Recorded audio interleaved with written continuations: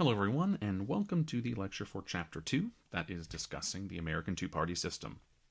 And so, essentially, what the author is exploring in this chapter is what protects a two-party system in American politics, particularly because most other democracies have more than two competitive national parties.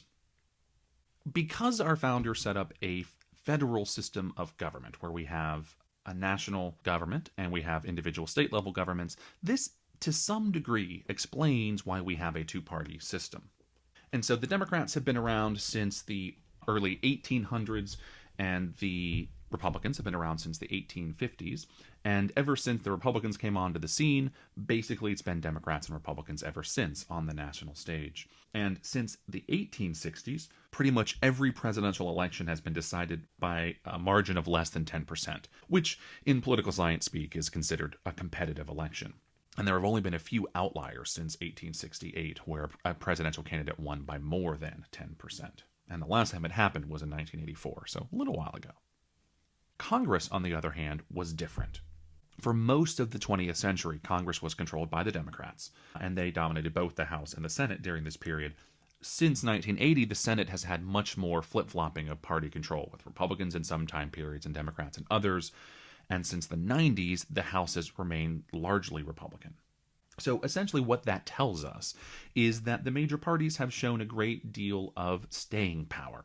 We have, in the first 100 years or so, maybe first 50 years or so of our country's life, we had lots of different parties springing up, being around for an election or two, and then withering away. And that essentially hasn't happened since the 1850s. It has pretty much been the Democrats and the Republicans show.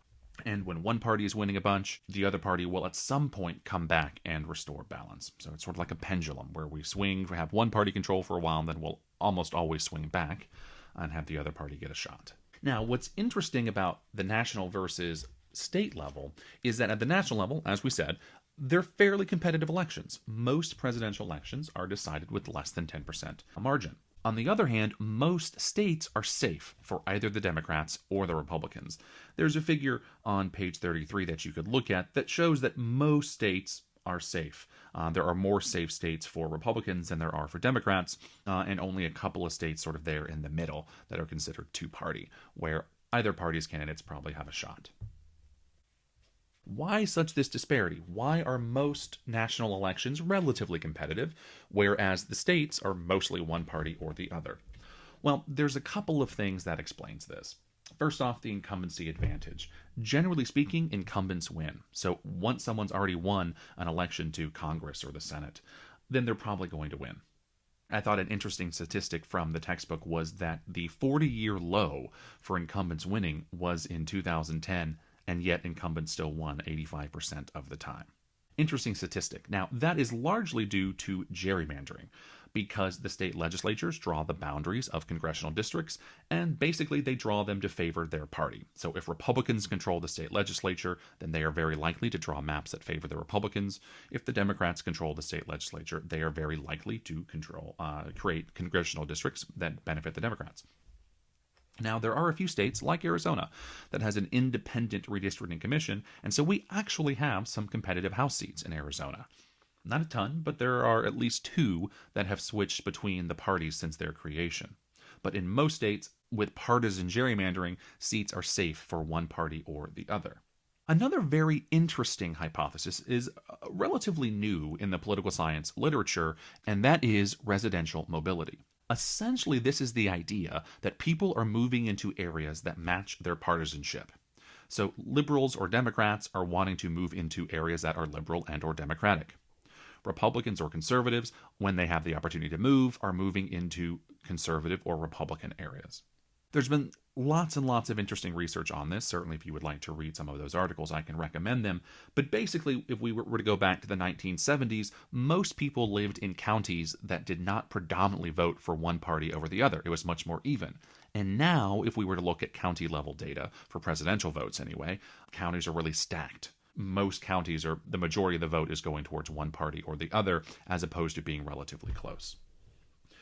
So this is often called ideological sorting or voluntary political segregation, where people want to live near like-minded people. All of these things, the incumbency advantage, gerrymandering, and residential mobility, have basically led us to this. And that is only about 8% of members in Congress are elected from what we would call swing districts, or a district where there's a shot that either party could win, which means that 92% of House districts are stacked for one party or the other.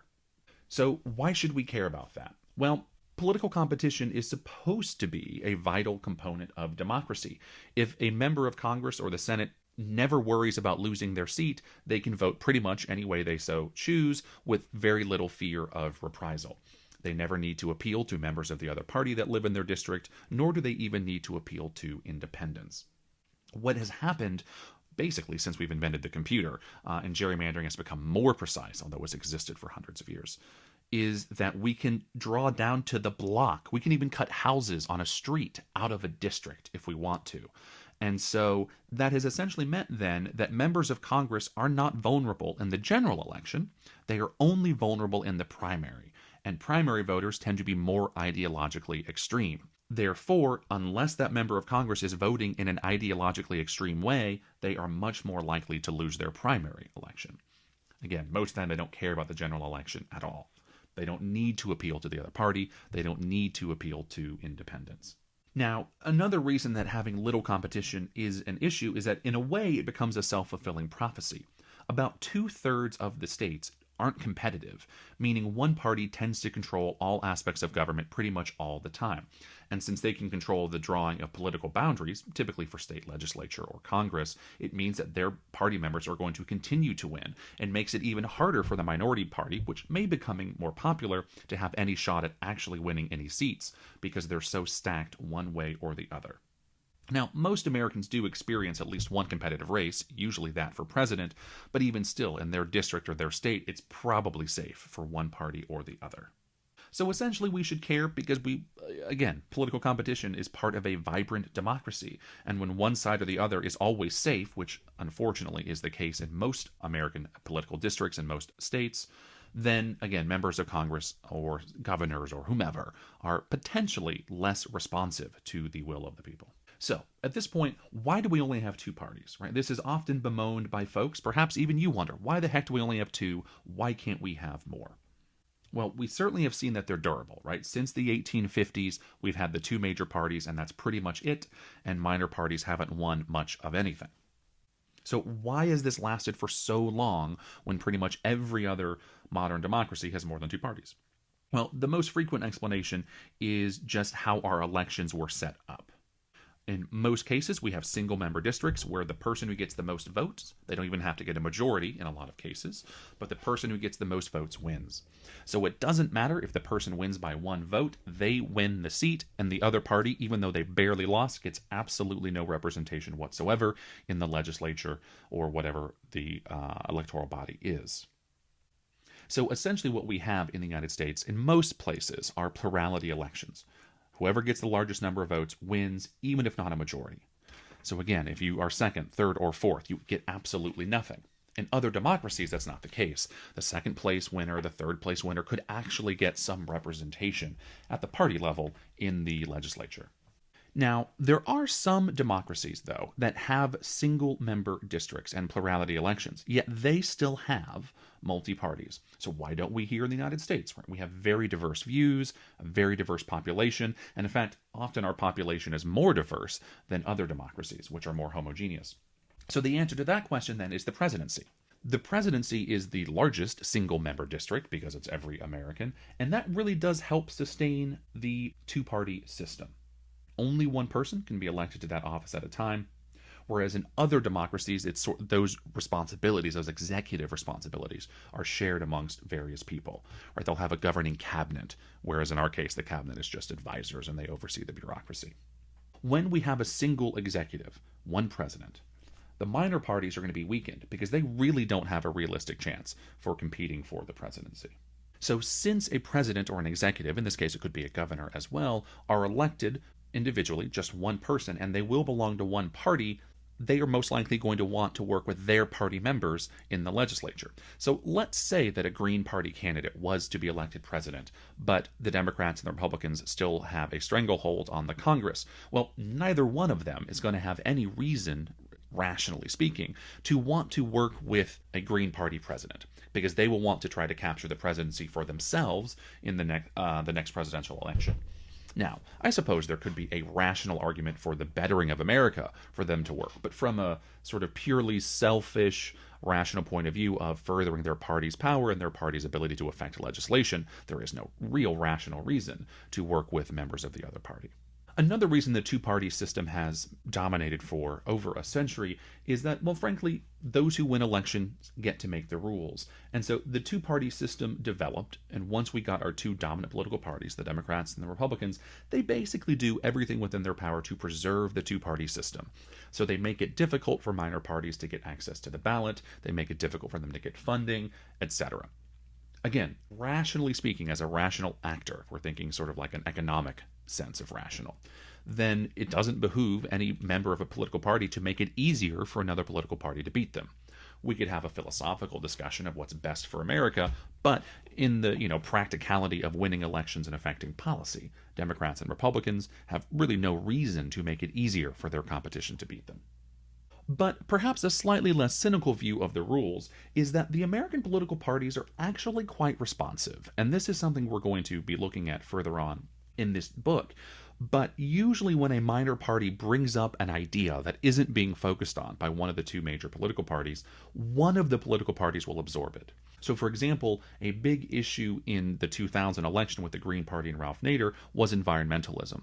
And the Democrats at that point were seen as not being as vigorous in protecting the environment as perhaps they could be, although we could argue they were perhaps better at that than Republicans.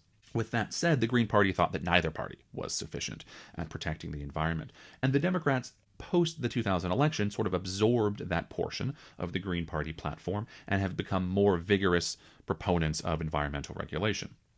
So that tends to take the wind out of the sails of minor parties because the American political parties, the Republicans and Democrats, again, tend to absorb the issues that are attractive of the minor parties.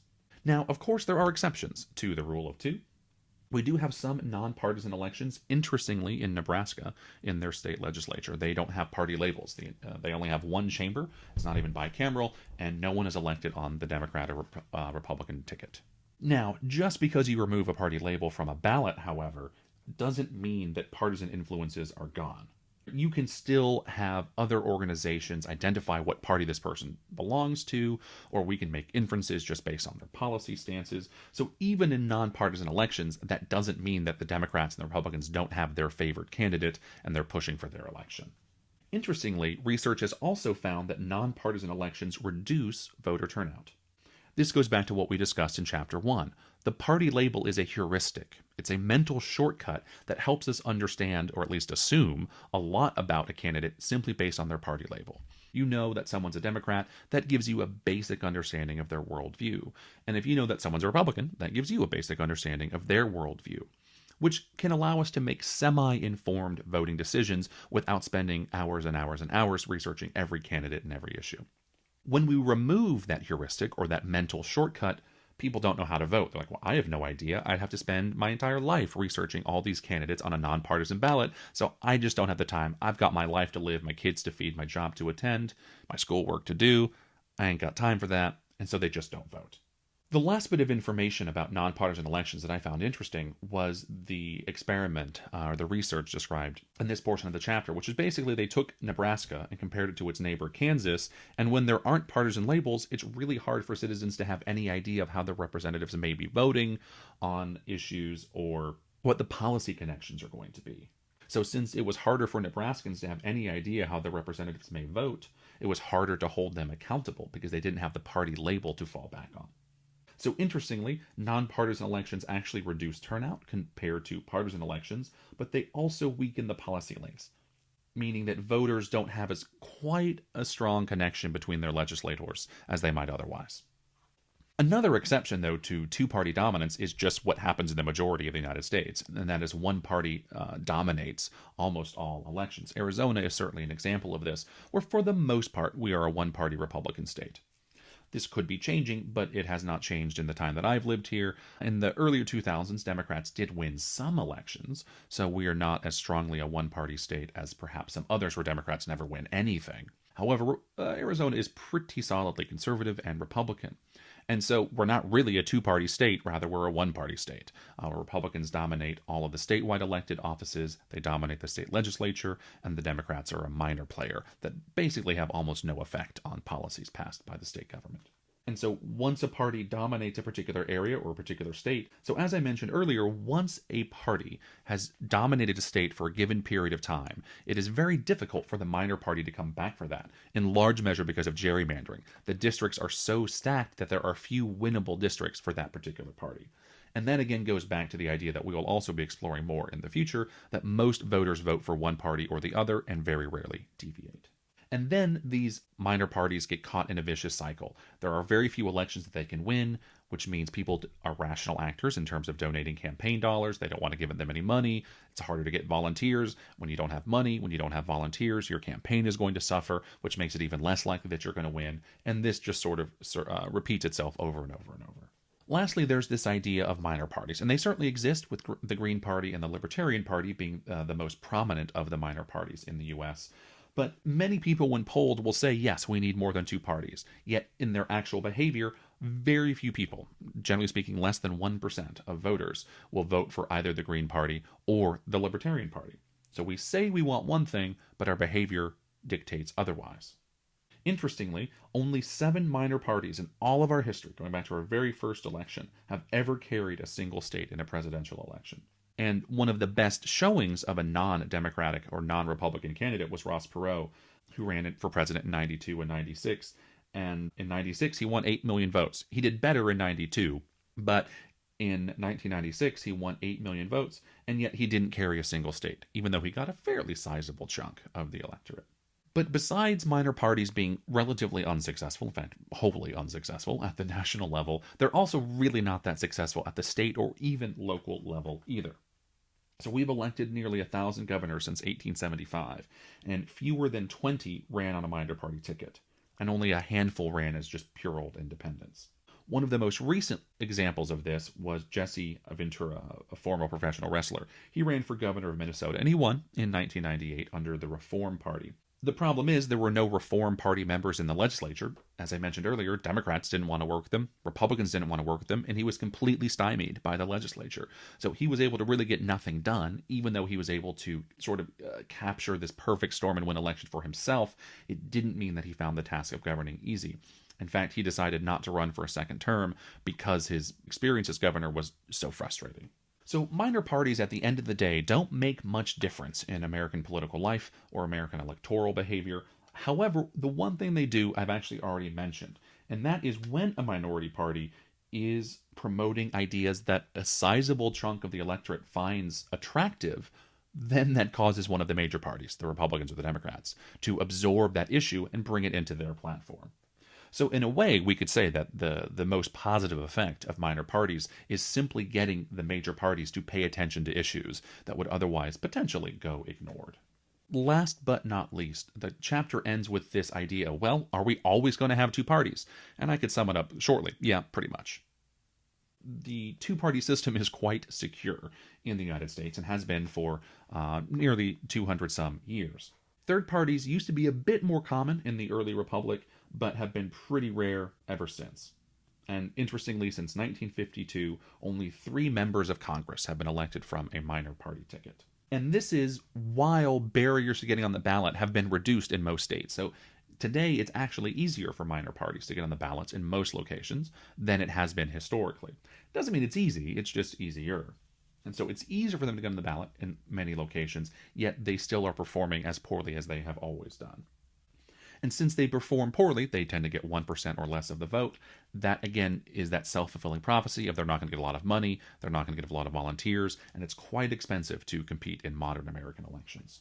Typically, what independent or minor party candidates do is they make an election more uncertain. Are they going to siphon votes away from the Democrat? Are they going to siphon votes away from the Republican? Enough to the point where the other party might win. And that has happened many times. And so partisans, the Republicans or the Democrats, get upset when a minor party prevents them from winning the election. Much like Democrats were upset that the Green Party supposedly prevented them from winning the 2000 election, which was razor close. The other difficulty with minor parties is it's usually at the national level. It's someone running for president, and they don't run with a whole slate of candidates all across the nation behind them. So even if they won, they really have no allies across the country to create a governing party, which makes it quite difficult as well. Now, there certainly could be benefits to having a multi-party system, but as the author notes, it's pretty much moot because we don't have one, and until we change the Constitution and pretty much change the entire way that our elections are run, which is no easy task, we will pretty much continue to be dominated by two parties. Now, the two parties don't have to be the Democrats or the Republicans. They could certainly collapse. We have had major parties, the Whigs, for example, discussed in Chapter 1, collapse in American history. But a new party springs up that's almost the same as the old party before it, just with minor differences and a new name. So, given our electoral systems, given the rules, it's very likely that we will always be a two-party system. Whether that's Democrats and Republicans remains to be seen, but certainly they have been stable since the 1850s. That brings us to the end of my thoughts on Chapter 2, a very interesting chapter. As always, you are responsible for all of the information in the chapter. It could appear on the quiz. However, I'm hitting the highlights, the things that I found most interesting and worth discussing, but also generating questions that I want you to think about throughout the entirety of our semester together. Next week, we'll be moving on to Part 2 of this textbook, where we will be looking at the political party as an organization. As always, if you have any questions, don't hesitate to post in the hallway conversations area. Best of luck on the quiz, and I will see you all next week.